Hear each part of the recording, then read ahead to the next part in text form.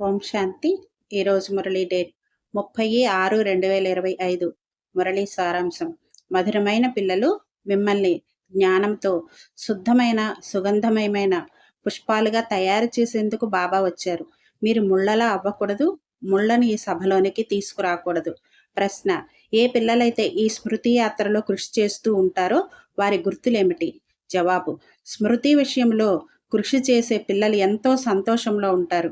ఇప్పుడు మనం తిరిగి వెళుతున్నాము, మళ్ళీ మనం సుగంధమయమైన పూల తోటలోకి వెళ్ళాలి అని వారి బుద్ధిలో ఉంటుంది.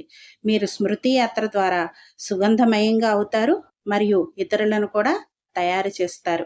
अच्छा, मीठे मीठे सिकेल दे बच्चों प्रति माता पिता बाप दादा का याद प्यार, गुड मॉर्निंग और नमस्ते. हम रूहानी बच्चों की रूहानी बाप दादा को याद प्यार, गुड मॉर्निंग और नमस्ते. धारणा कोसम फस्ट पॉइंट. రూపము మరియు సుగంధము కలవారిగా అయ్యి అవినాశి జ్ఞానరత్నాలను దానం చేసి మహాదానులుగా అవ్వాలి. ఏ చదువునైతే చదువుతారో దానిని ఇతరుల చేత కూడా చదివించాలి.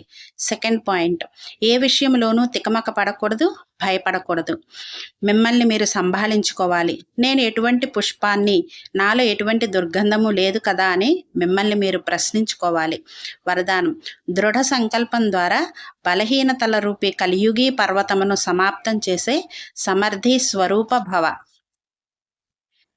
దుఃఖితులుగా అవ్వటము, ఏ సంస్కారమునకైనా లేక పరిస్థితికైనా వశీభూతం అవ్వటము, వ్యక్తి లేక వైభవాల వైపుకు ఆకర్షితులవ్వటము, ఈ అన్ని బలహీనతలనే కలిగి పర్వతమును దృఢ సంకల్పమనే చేతి వ్రేలుతో సదాకాలం కొరకు సమాప్తం చెయ్యండి.